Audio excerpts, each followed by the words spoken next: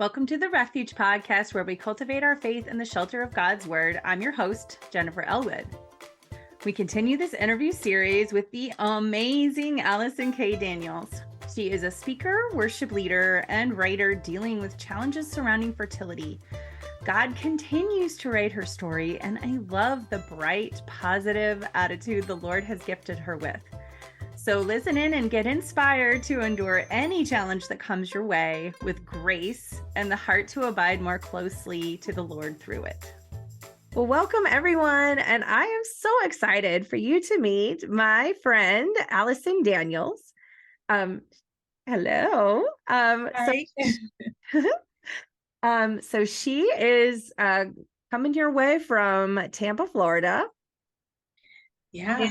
And she and I met through my friend Angie Bauman, who Love I her. often refer to as my ministry BFF because we do a lot of stuff together. But Allison is on her step-by-step teaching team. Yes. And I love so step by step.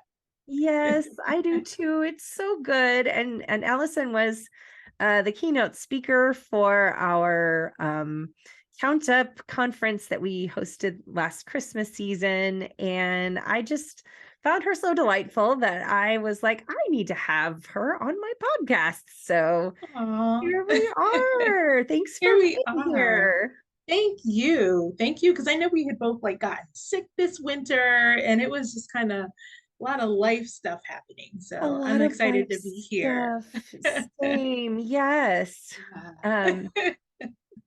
So the topic that you talked about at the conference was your journey with fertility. Yeah.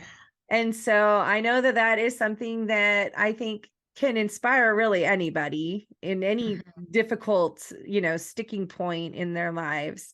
But Yeah. also, like I know a lot of people too who are dealing with this, who have dealt with it, that are in different stages of healing from different seasons of life from this.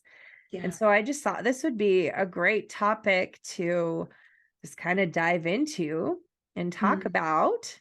Mm-hmm. So, can you please tell us about your journey with the Lord in the midst of Yeah. the fertility stuff that you've been going through? Gosh. So sometimes I just kind of ask the Lord, I'm like, why did it have to be this? Mm, Was there nothing else that you could, teach me about who you are? There was no other way that you mhm. could do this, but for whatever reason, this is the thorn in my flesh, if you will, Right, that right. keeps me humble and reminds me of who he is. But it started I guess technically you would say it started when I was a teenager. So mid to late 90s, 96, 97. I was about 15 years old. Menstrual cycles started really early as a kid Mm, and as an adolescent. And by the time I was 15, it just gotten really painful. And so at that point, I was diagnosed with endometriosis. And that was before anybody even really knew what it was. And so it was very unusual. People hadn't really seen it in kids yet, or mhm. teenagers, certainly at that point. And little did I know, I didn't even really know what it was. I mean, I'm 15. It was my sophomore year. I'll never forget. It was the summer of sophomore year, had surgery, and, I'm still just kind of coming into fully understanding what it means to be a woman and how to even have a baby, the birds and the bees. And, this gets kind of thrust into my life, if you will. And the subsequent journey has really been that. So I'm 40 now. Mhm. Over the years, it's been a total of 6 surgeries that I've had around the endometriosis and things of that nature. Basically to preserve fertility, and because I got married later in life, I didn't get married until I was 36, so I wasn't wanting to have kids and things.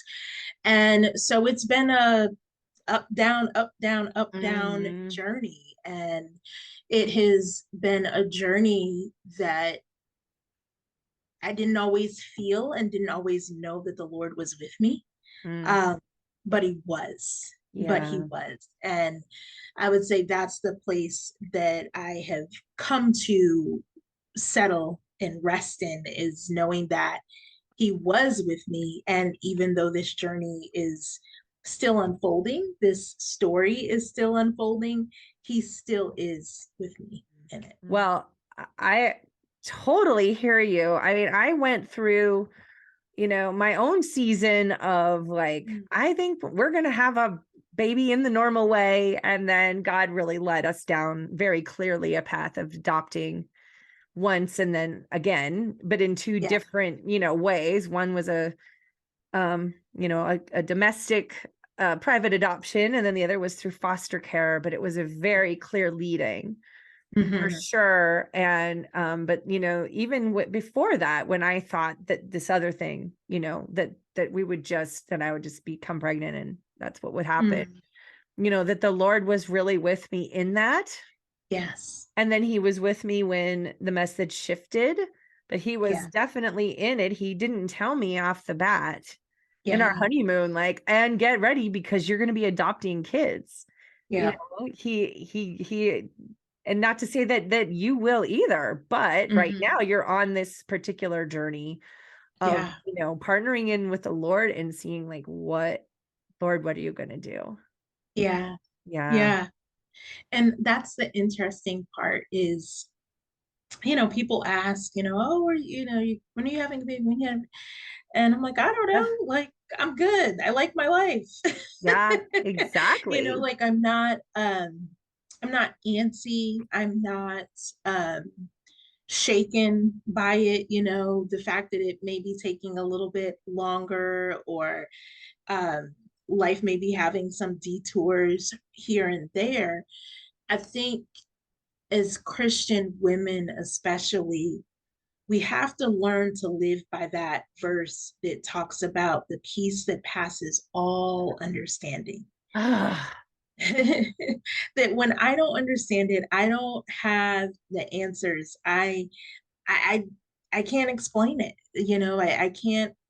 It may not be working out the way that I would have done it, but if I had done it, I would have jacked this thing up. Mhm. Allison, of if I had been married and been a mom at 30, I'd have a hot mess 10-year-old on my hands right now. Seriously. A broken, Yeah. hot mess 10-year-old. And so the timing of the Lord is perfect. The work of the Lord is perfect. His ways are perfect. Mhm. And when we learn to live in that peace and to accept that, you know what, God, I may have wanted it earlier, but maybe my life wasn't ready for it, because maybe you were working something in me. Maybe you were growing my character. Maybe you were giving me time to work on my finances. Maybe you were Mhm. giving me time to figure out the things that I love to do. So that then I don't become a mom and get lost in the identity of just being a mom and running to soccer practice, or school pickups and PTOs, and just completely Mhm. losing myself in that. But so that I would be grounded and say, okay, no, you know what? It's Saturday morning. I'm going for a hike, a shower, and going to get my nails done. Oh, yeah, I you know? remember that. But his timing is perfect. His timing is perfect. And we have to learn to really just live in that peace and Mhm. contentment, that his timing is perfect for our lives, even concerning our fertility. Yes. Yes, I completely agree with you. And so in this journey, we Mm-hmm. talked a little bit before we started recording about how, this has just drawn you closer to the Lord. Yeah. And so, in what ways has this helped you more closely abide with Christ? Hmm. I think ultimately it is teaching me, and it has taught me. My favorite verse that has come out of all of this, that I always tell people, and even friends can tell you, like, oh, her verse is Psalm 119:68. You are good and do good. Mm. And I can remember around surgery number, I want to say 4 or 5, I believe it was. I was in my 30s and just feeling the weight of feeling like I wasn't in my purpose, wasn't really, living up to my potential and the things that I thought I saw my life doing. And I'm not married, I don't have kids, I've got medical debt from all of this, and Mhm. feeling like I had served God and loved God and been faithful, but God had not honored his word to me. And I entered a season where I became very, very angry at God. I was angry because now here I am having another procedure. I've prayed for healing. I've fasted. I've obeyed you. I've served in church. I've served in ministry. I've done everything that you told me to do. And now this is what you're giving me. Like this is what I've got to deal with. Mhm. And I just kind of turned my back on him for a season. And I Mhm. turned my back. I was very, very angry with God. And it was driving down after that surgery. Um, I went to the doctor. And that particular procedure was very unusual. By the time you get to 5, 6 surgeries, you know what the rhythm is. You know Right. how long it's going Right. to take you to recover, all of that. Went to the doctor. That procedure, it started very unusual because it started very late. Something happened in the OR and the schedule got way behind. So I didn't even get taken to the OR until 7 o'clock at night, which is shocking. Whoa. Yeah. Yeah. And I remember my doctor coming out and he's like, I know it's late. We got behind, but he's like, if you're still okay, we can go ahead. And I was like, I'm cool. We can still do it. Well, I read the OR report after that surgery and they had to call in a trauma team at some point because something had gotten nicked and it had to be repaired. And it was supposed to be an Ah. outpatient surgery. Yeah, it was supposed to be an outpatient surgery, just like the rest. And I wake up and I'm on the medical floor. Like I'm not even in like the recovery unit. I'm in a floor. And I know it because I worked at the hospital years ago. Mm. And I'm like, why am I on the floor? Where is my mother? She had flown down. I'm like, where is she? And so that's when they start, there was a little bit of a complication. And so you're going to be here overnight. And um, later on, went to my follow-up doctor's appointment and I read the surgical report of what had happened. And I'm still in this season where I'm angry at God. So now I've had to have surgery. And now you take me through this surgery and now there's a problem with it. And I was so angry.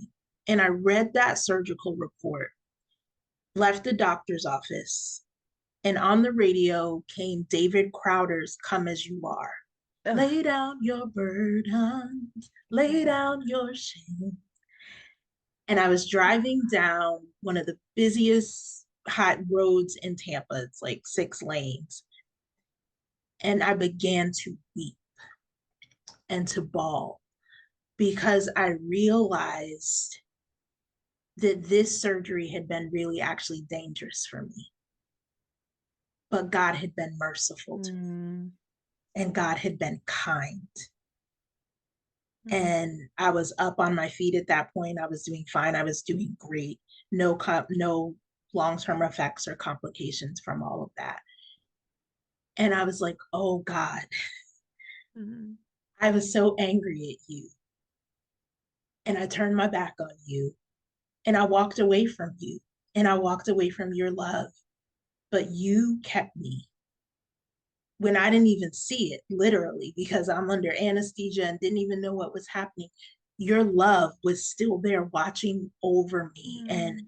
ministering to me and taking care of me through all of this. And I Mm. pulled over in an empty Starbucks parking lot because they were just building it. And I just sat there and I said, if you will take me back, I will never be angry at you again. Mm. And I will respect the sovereignty of who you are, the holiness of who you are, and I will respect and honor that your ways are good. And so, to answer your question, what have I learned about abiding with the Lord through all of this? something my grandmother always said to me: if you stay with God, he will stay with you. Mm, And I have learned, don't allow this journey that he's allowed in my life to make you bitter. Don't allow it to make you resentful. Don't allow it to cause you to turn your back on him. mm, Don't allow it to change your perspective of his character and his nature. Because whatever comes, baby, no baby, adoption, no adoption, foster, whatever comes, God is still good. That is who he are, mm, who he is. He is still good, mhm, always has been, always will be. And mhm, that is not conditional upon whether or not I have a baby. That is just his nature, is a father. He is good. mm. So Oh, I love that. And I feel like anyone on, going through something hard. yeah. I mean, and there's so many reasons that we can have to just really get angry with the Lord. Oh yeah. I remember like this season that I went through right before I went through a divorce. And Mm, I had maybe just a few months before that, I was living abroad and a mm. documentary came on about how they're like, well, you know what? We think Jesus actually did. We don't think he ascended. We just think he took off looking for the missing 10 tribes. And I like, I obviously had not been in the word that much in that season. Yeah. I was not actively going to church. I was not actively anything. Yeah. And I took that whole thing, hook, line, and sinker, and I was like Mm, angry yeah. that, like, oh, why did I believe in this guy who just like took off? Mm, And now that I mean, I'm like, yeah. no, no, no, no, no, no, no, Yeah. BBC, you were wrong, you know? Um, and but like I feel like I don't know, most people I talk to, they seem to have that one really heavy season where they're like that shift of like, is this faith really my own? Yeah. Is this journey really my own? Is this really something that I'm going to keep doing? Yep. Yep. And usually there's this like massive revelation. Something Hmm. happens. Yeah. And Yeah. for me, it was going through a divorce and realizing that like God was on the plane with me. It's Hmm. its own Yeah. thing. But it sounds like, he was in that room with you and like you're almost privy to like the Hmm. experience, right? Yeah. And And that he's giving us an invitation in those yes, moments, right? yes, To either, we can either choose him or we cannot choose him, yes. but you said something that was so key. You said, I wasn't in church, I wasn't in the word. And Mhm, I was kind of in the similar season. I was going to church, but my prayer life wasn't where it really should have been or could have been.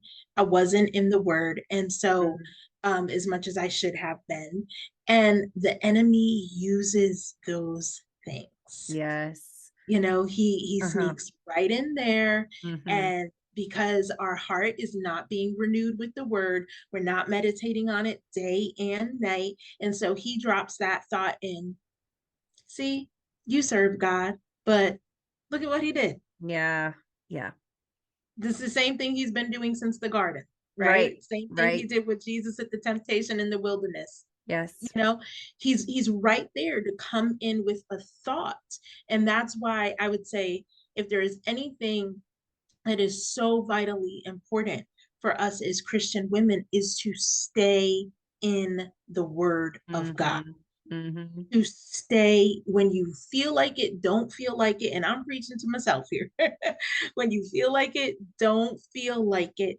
Stay in the word of God, because we have been promised that that word cannot return unto the Lord void. So when it Mhm. goes out and it's ministering and it's being spoken to us, whether you're listening to a YouTube video or something in your car, or you're just reading it, or it's a devotional, that word has to take fruit and take root, Mhm. and produce something. So it is so critical to stay in the word, especially during those hard seasons where the enemy is fighting and warring Mm-hmm. against us. Mm-hmm. I completely agree with all of that. Oh my gosh, yes. And if you are, and if anyone listening needs to like literally DM one of us and say, I Mhm. heard your episode. I don't care if it's in 2026 and you're listening to this, and you're like, but I don't know how. Find me, find Yep. Allison. We will lead you to a place and a Yeah. community that you can absolutely tap into and get some tools and Yeah. start reading for yourself and Hmm. spending time with the Lord regularly. You just Yeah. there's nothing else that replaces it in this whole wide Hmm. world.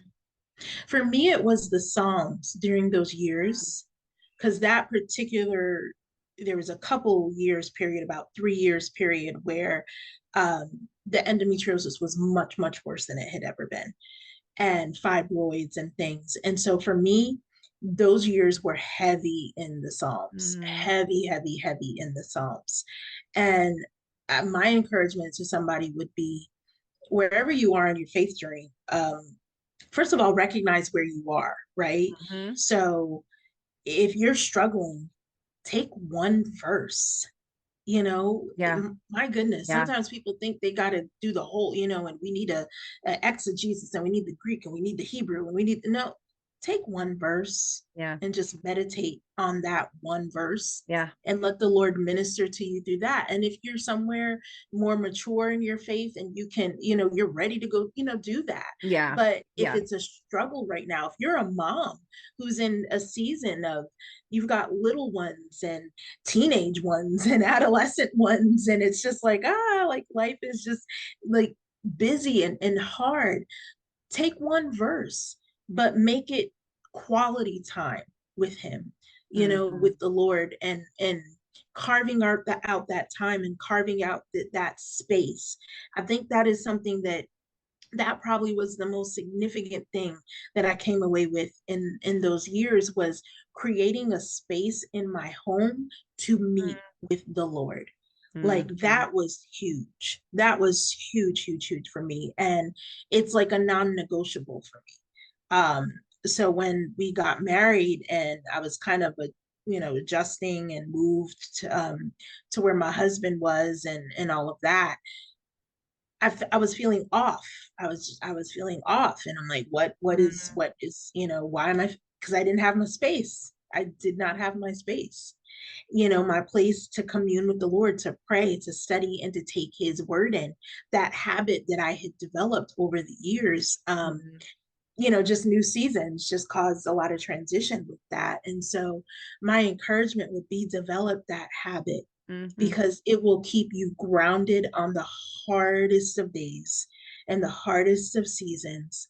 That intimacy and fellowship with the Lord mm. is what will sustain you every time. Oh, Every time. again, completely, I totally agree with you. Like that, I love that because when I had gone through the divorce, and I Mhm. remember hearing that there was like a divorce support group at a church, and I Mhm. thought, oh, well, that's good, but not where I expected to find one. But yay, Mm. okay. Yeah. That's when I learned about Divorce Care, which is a It's a great Christian program. organization, and they have Yep. Grief Share, and they have like all these Mhm. different other ministries now. But Yeah. at the time, that was the thing, and Mm. I went and started getting more grounded in the Word, and then had a Mhm. leader who was like, I see, potential in you. Yeah. Would you lead? And if you're going to lead, you need to be in the Word every day. But Mhm. for me at the time, for some reason, I'm thinking like, oh, so I have to spend an hour in the Bible that I don't really understand. And I started Mhm. out just getting, and it was the Proverbs 31 daily devotional. It comes in Mm. the weekdays. Yep. It was the Mhm. very first like kind of introduction I had into this world. Yeah. And And like now I know some of these people. Like I went to Yes. Israel with them. It's kind of cool. But yeah, I think that just starting with what little, like if you're like, I don't have time for this, but do you have time for 5 minutes? Hmm. And you start there, and then then you turn into me and Allison, where like Hmm. if I get to lunchtime and I've missed my time in the word in the morning, like this morning, I'm struggling. I Hmm. haven't finished all the piece that that I was planning on reading this morning. And I'm like Hmm. feeling the tension. Yep. Yep.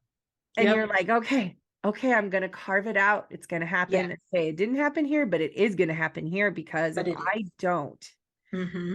I'm gonna pay for it the rest of the day, because Yeah. it's just something that I really need. I need Hmm. that. And it's not that you can't find that in the cracks sometimes, Yeah. but to have a reserved space Hmm. It's different. and Yeah. a reserved time, it just feels different. And it's something that you like, it's Hmm. habitual, and then you look forward to it. And Yeah.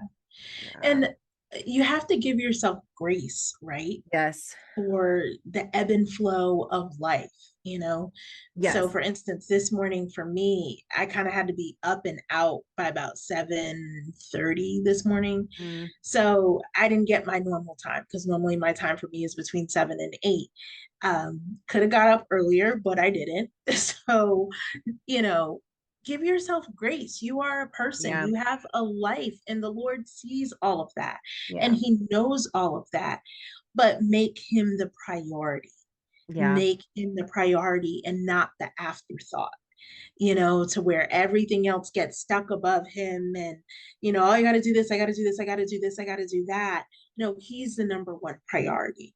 I recognize that His word, like you said, is what gives me strength for the day, gives me wisdom, gives me direction for the day. Um, and not only that, is His daughters, it's an invitation from the Father, from Dad, to come Mhm. just be with me for a little bit, you Yeah. know, just kind of love on me for a little bit before all the other stuff comes at you, and all the other just spend a little time with me. And what a Mhm. beautiful invitation that is, to come and to lay down burdens, and to lay down worries, and to lay down cares, and to just be with the Father each day, and to hear Mhm. Him, and to hear His voice, and to hear His leading, and His instruction, and His love, and His heart for us. And to then get to go out and live our life in response to that. And to say, at the end of the day, Dad, did I please you today? Did I honor you? My brother in law, who is a pastor, he says, at the end of every day, we should be able to ask the question, God, did I make you happy today? Mm. Did I make you happy? Did I please you? Did I serve you well? Did I love you well? Did I love others well today? And so I think that's one way that we just kind of have to think about that time. Is it's not a burden, it's not a chore, but it's an invitation Mhm. to come and Yeah. abide. Ah, Mhm. that's so good. Well, Mhm. Allison, this has just been the most delightful conversation. It has. It has. Yeah. This Well, is so thank good. you. Yes, This and thank encouraged you. me. Oh, good. Good. That's good I'm or so not. glad. I'm so glad. Um Oh. I just, yeah, and I know, for anyone that's listening in real time, I think Mhm. when this comes out, I think you'll just have gone through another surgery. So Yep, couple more weeks. Yeah. yeah, yeah. So she'll be post-surgery when you hear Yeah, this. So if you could lift her up in prayer, I know she would appreciate it. absolutely. Yeah. Absolutely. And so do you have any, I know it sounds like you have this, thing coming up, but do you have Mhm. any speaking events? Do you have anything coming up that we should all know about? And if you could share your website and your socials with us too, that'd be great. Sure. Nothing in the immediate, but probably Okay. something in the fall. So if you go to my website and join my email list, you'll probably get to hear about it. Been sitting on a podcast for a while. And I know that the Lord is kind of tugging about that. So probably in the fall, but the more immediate thing is, a couple of years ago during the pandemic, the Lord had really been dealing with me heavy about praying for our families and really interceding for them. And something I saw my grandfather do, who was a pastor for 67 years, and saw my mom do, and just feeling the weight of that right now. Like the enemy is really in the attack against families. So just kind of started going live during the pandemic and doing these. And so right now I am feeling that burden really heavy. So by the time you guys hear this, it'll be going, but it'll be Sunday nights at 7 p.m. I'll be live, Okay. 7 p.m. Eastern time, for family prayer is what we call Oh, it, family prayer. So different topics each week, but we just pray the scriptures and just feeling the burden of the Lord right now to pray for families. So I family love prayer, Sunday that. nights at 7. Ooh, oh, I'm excited about that. And whatever the podcast comes out of Yeah. from that. What? Yeah.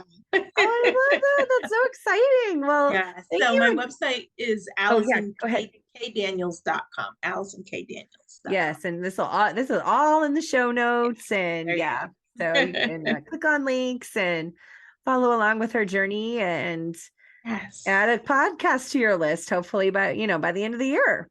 Hopefully. Yes. Yeah, Yes. We're gonna do it. We're gonna do I love it. it. All right. Well, thank you again. It's just been such a pleasure. Thank you, Jenny. Friends, I loved my time with Allison and hope you found her words to be a fountain of encouragement. As we continue the challenges we're currently facing, Psalm 119:68 is a great scripture to meditate on. In the NIV, it says, "You are good, and what you do is good. Teach me your decrees." So stay tuned for the next deep dive episode where I'll be peering into Psalm 119:68 with my first deep dive guest, Alicia Terry. So thanks for leaning in and learning with me. You've been listening to the Refuge podcast, where we cultivate our faith in the shelter of God's word.